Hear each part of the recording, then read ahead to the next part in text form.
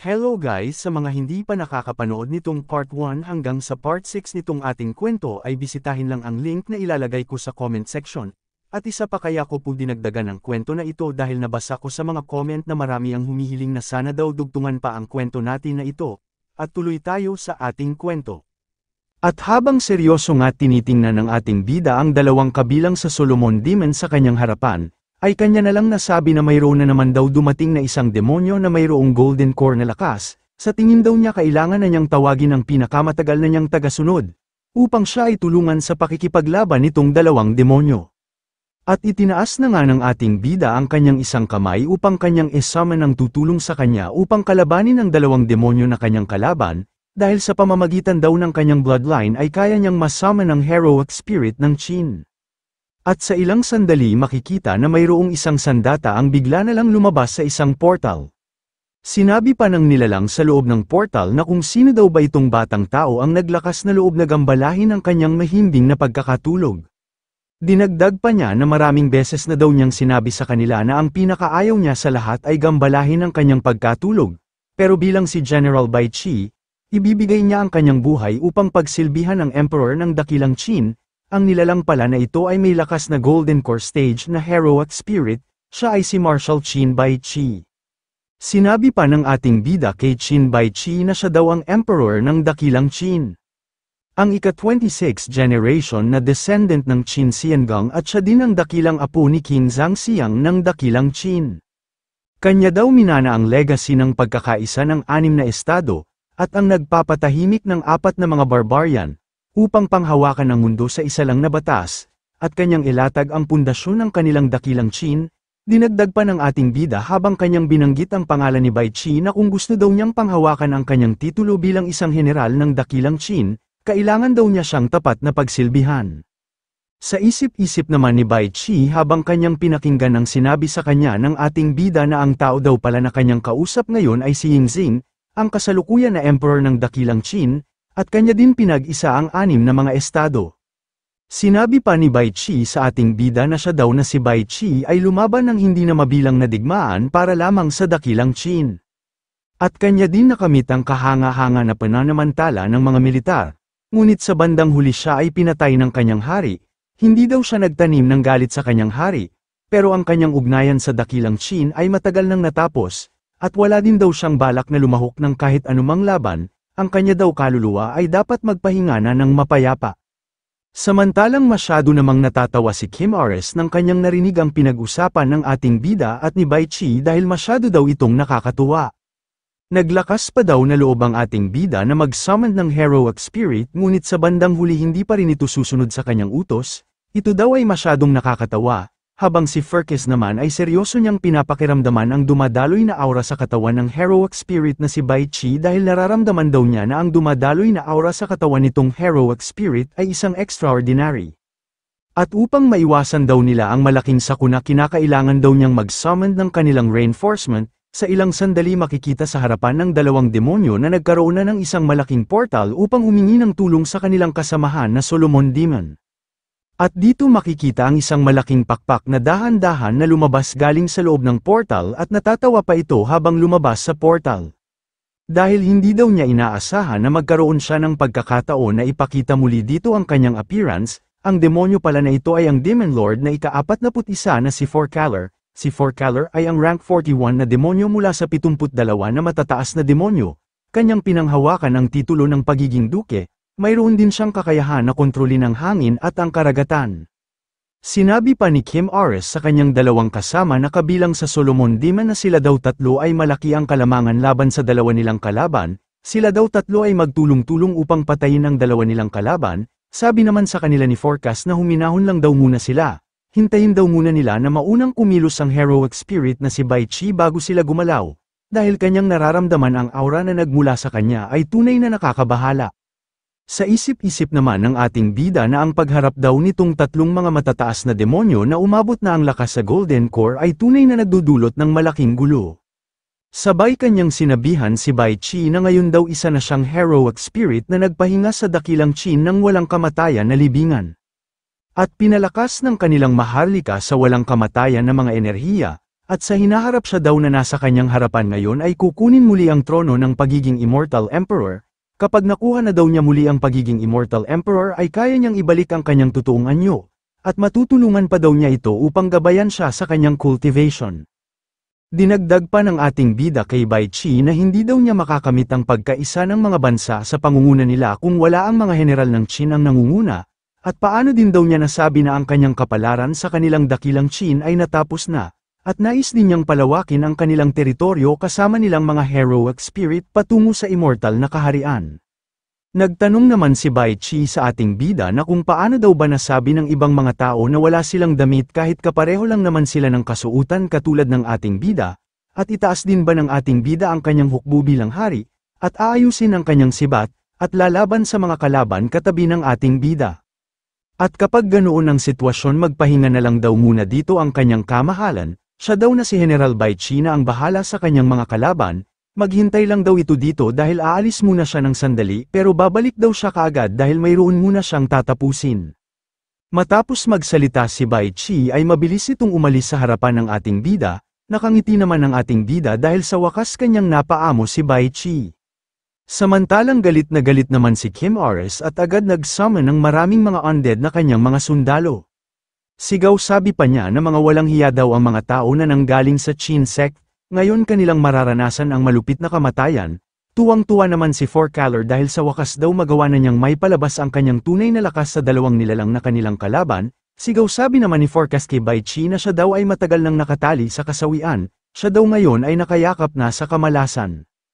At nang nasa harapan na ni Bai Qi si Fourcaller ay agad itong nagpakawala ng malaking buhawi upang patamaan si Bai Qi na naglakas na loob na kalabanin silang mga high rank na kabilang sa Solomon Demon.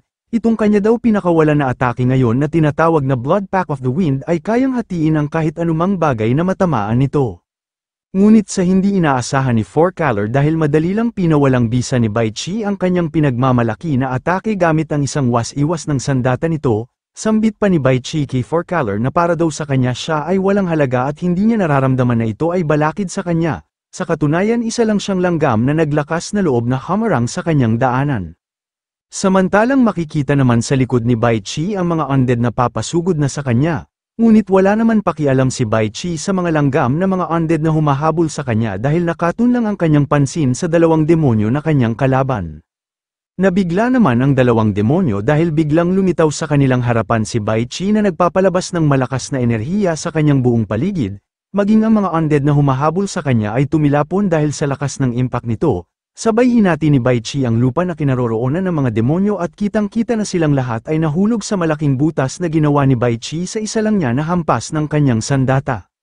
Samantalang ang dalawang demonyo naman kasama ang mga undead ay wala nang nagawa at napasigaw na lang sila na nagmamakaawa na huwag silang patayin dahil ang kanilang mga katawan ay dahan-dahan na lumubog sa ilalim ng lupa. Sinabi pa sa kanila ni Bai Qi habang naghanda ng malakas na atake galing sa kanyang isang kamay na siya daw na si Bai Qi ay hindi sila tatapusin sa pamamagitan lang ng paglibing sa kanila sa ilalim ng lupa kung kaya kainin daw nila itong kanyang papakawalan na atake sa kanila ngayon. Sigaw sabi pa ni Bai Qi habang kanya nang pinakawalan ang kanyang atake na mamamatay na daw sila ngayon, dahil doon makikita ang mga demonyo na wala nang nagawa dahil kinain na ang kanilang mga katawan ng malaking kalupaan. Ang ating bida naman na nanunood sa ginawa ni Bai Qi sa mga demonyo ay kanya na lang nasabi na ang God of War daw ng kanilang Great Qin ay magpasa hanggang ngayon ay bitbit pa rin niya itong ganitong titulo, kanyang hinati ang kalupaan upang matrap ang kanyang mga kalaban, kahit na ang 1,000 na mga sundalo ay hindi makakatakas sa ganitong kapalaran ng pagkawasak. Si Kim Aris naman ay umiiyak na nagmamakaawa kay Bai Qi na tinatanggap na daw niya ang kanyang pagkatalo basta huwag lang daw niya siyang patayin sa ganitong sitwasyon. Samantalang si Fourcaller naman ay hindi makapaniwala sa kanyang nasaksihan dahil wala nang bakas ng kanyang mga kasamahan na demonyo sa kanyang harapan dahil kinain na ito ng malaking lupa. Dahil sa kanyang mga nasaksihan ay napanganga na lang ito habang nanginginig na pinapawisan, na hindi makapaniwala na sa ganitong paraan lang daw ay madali lang natalo ang kanyang dalawang kasama, ang heroic spirit daw na kanilang nakalaban ngayon ay masyadong malakas. At wala na nga itong sinayang na oras at agad itong nagpalabas ng teleportation portal upang siya ay makatakas sa kamay ni Bai Qi, sabi pa niya sa kanyang sarili habang mabilis na pumasok sa teleportation portal na uunahin daw niya muna ang kanyang kaligtasan bago isipin ang iba. Ngunit sa hindi niya inaasahan mayroong isang kamay na mabilis na humahabol sa kanya upang siya ay hindi makatakas. Halos mahulog naman ang dalawang mata ni Fourcaller dahil madali lang siyang naabutan ni Bai Qi. Saad pa ni Bai Qi sa kanya na kung saan naman daw pupunta ang isang daga na katulad niya. Nagbabalak daw ba itong tumakas sa kanyang mga kamay? At habang hawak-hawak ito ni Bai Qi ay umiiyak naman si Fourcaller na pakawala na daw niya siya dahil sa kanila daw lugar ay mayroon pa siyang mga bata na inaalagaan, kung mamatay daw siya ay wala nang mag-aalaga sa kanila, kung kaya pakiusap daw huwag niya siyang patayin. Hindi naman nakinig si Bai Qi sa mga pakiusap sa kanya ni Fourcaller bagkus kanya lang winasak ang katawan nito upang wakasan na ang kanyang buhay. Dahil siya daw na si Bai Qi ay hindi mahuhulog sa mga panlilinlang at mga walang kwenta na mga dahilan. Matapos mapatay ni Bai Qi ang mga high rank na kabilang sa Solomon Demon ay mayroon naman biglang lumitaw na isang gininto ang hugis mata sa itaas ni Bai Qi. Si Bai Qi naman ay hindi maalis ang kanyang tingin sa gininto ang aura na hugis mata na dahan-dahan na bumagsak papunta sa kanya. At laking gulat niya dahil ang mga aura na dumadaloy sa kanyang buong paligid ay dahan-dahan na binabalutan ang kanyang katawan. Nang nakita ng ating bida ang nangyari kay Bai Qi ay kanyang ginamit ang kanyang sariling aura upang alisin sa katawan ni Bai Qi ang mga aura na bumabalot sa kanya. Agad naman nagpasalamat si Bai Qi sa laking tulong sa kanya ng kanyang kamahalan. Sabay itinaas ng ating bida ang kanyang isang kamay upang turuan ang leksyon ng bigla na lang na lumitaw na malaking mata sa kanilang harapan. Sambit pa niya sa malaking mata na sila daw na mga demonyong nilalang ay naglakas na loob na maging mayabang sa harapan nitong upuan. Nagalit naman ang demonyo sa sinabi sa kanya ng ating bida. Saad pa ng demonyo na paano daw naglakas na loob silang mga tao nga nang galing sa Qin sect na patayin silang mga high rank na mga demonyo na kabilang sa Solomon Demon. Dinagdag pa niya sa ating bida habang nakangiti na kapag hindi daw niya siya papatayin ngayon ay babayaran daw niya ang utang na ito ng 2 beses sa hinaharap. Hindi daw siya pababayaan ng nangungunang 10 ranggo ng mga Solomon Demon. Ang demonyo pala na ito ay ang The Phantom of the Demonic Lord. Hindi naman nakinig ang ating bida sa pakiusap sa kanya ng demonyo bagkus kanya lang itong inatake gamit ang kanyang espada na ang Sword God.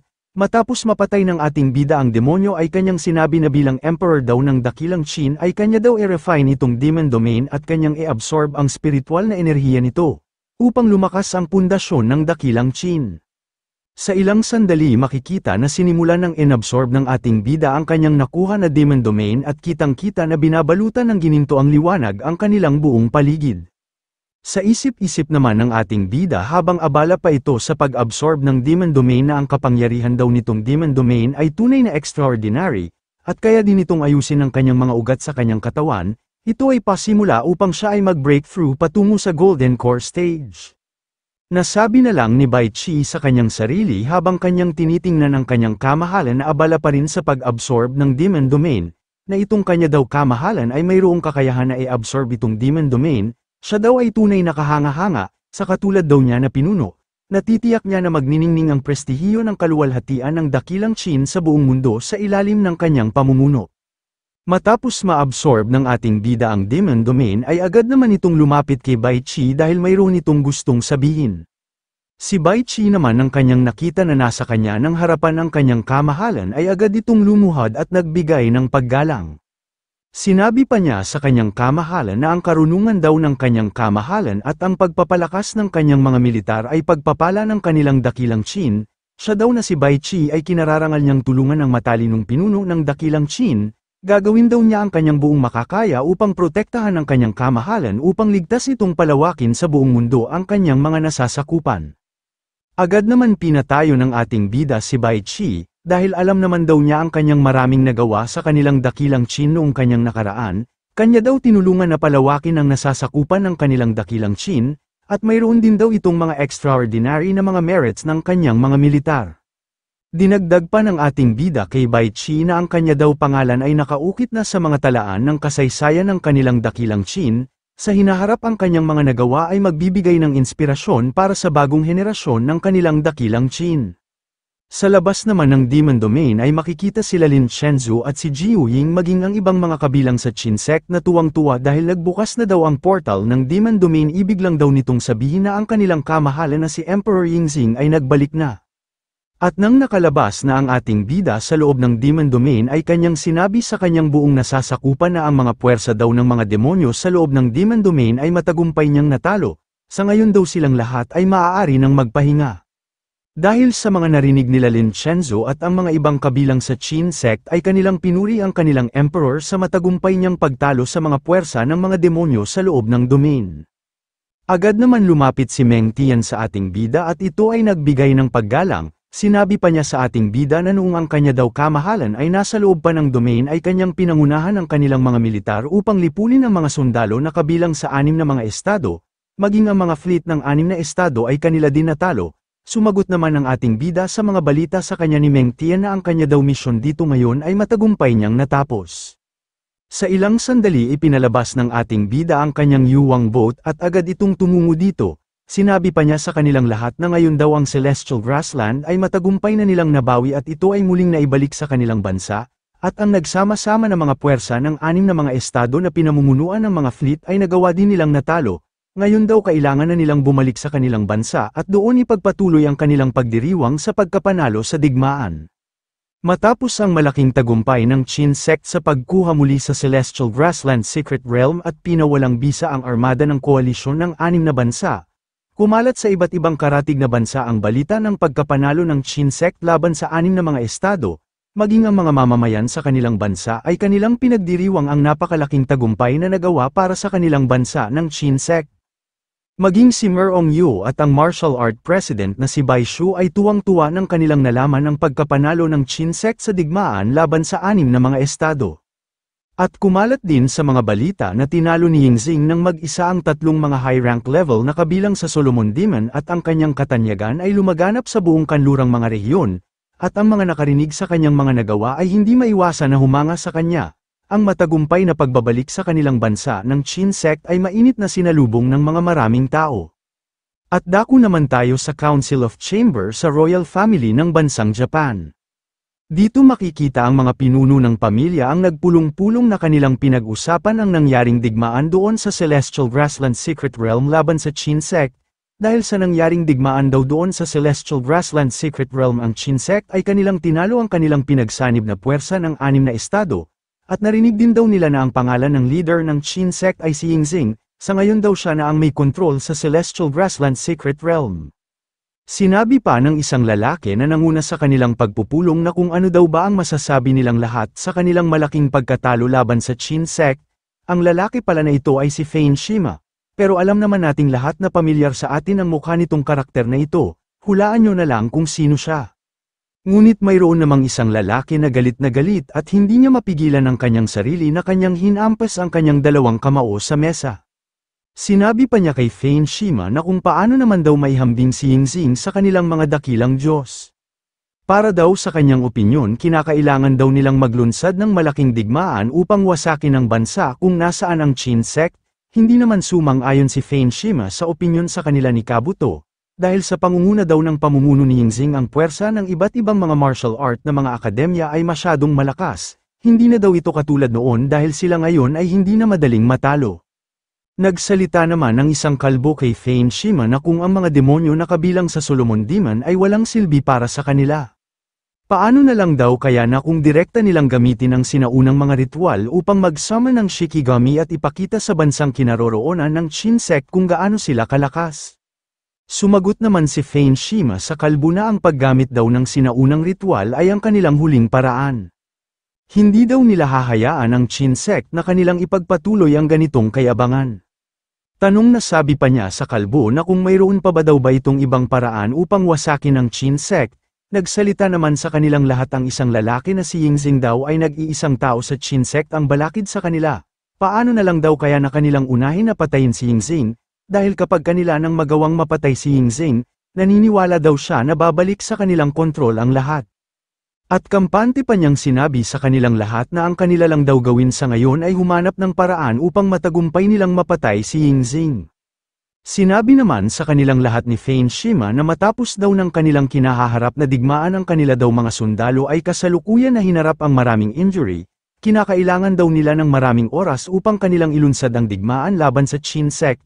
Sa ngayon daw gagamitin nila itong oras na ito upang mang-alap ng mga impormasyon upang makakuha sila ng paraan para lihim nilang mapatay si Yingxing. Ngunit sa kasagsagan ng kanilang pagpupulong nagulat naman silang lahat dahil mayroong isang portal ang bigla na lang lumitaw sa kanilang harapan. At biglang lumitaw sa kanilang harapan ang demonyo na si Baal, ang apostol ng Solomon Demon. Sinabi pa niya sa kanilang lahat na siya daw ang pinagkakatiwalaan na apostol ng kanyang Panginoon na si Solomon, ang kanyang pangalan ay si Baal, na parito daw siya upang sabihan sila na ang kanyang Panginoon na si Solomon ay binigyan sila ng pagbabanta.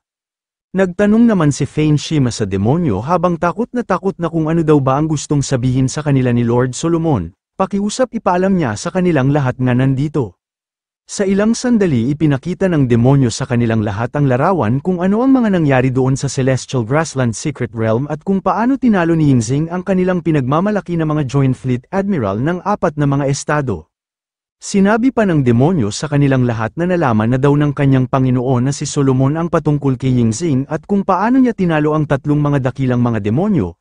Ang sigalot daw na ito ay lumitaw dahil sa pagkakasangkot ng kanilang mga tauhan nga nang galing sa kanilang bansa na ang Coalition Fleet. Dapat magpakita daw ng sinseridad ang kanilang bansa para dito.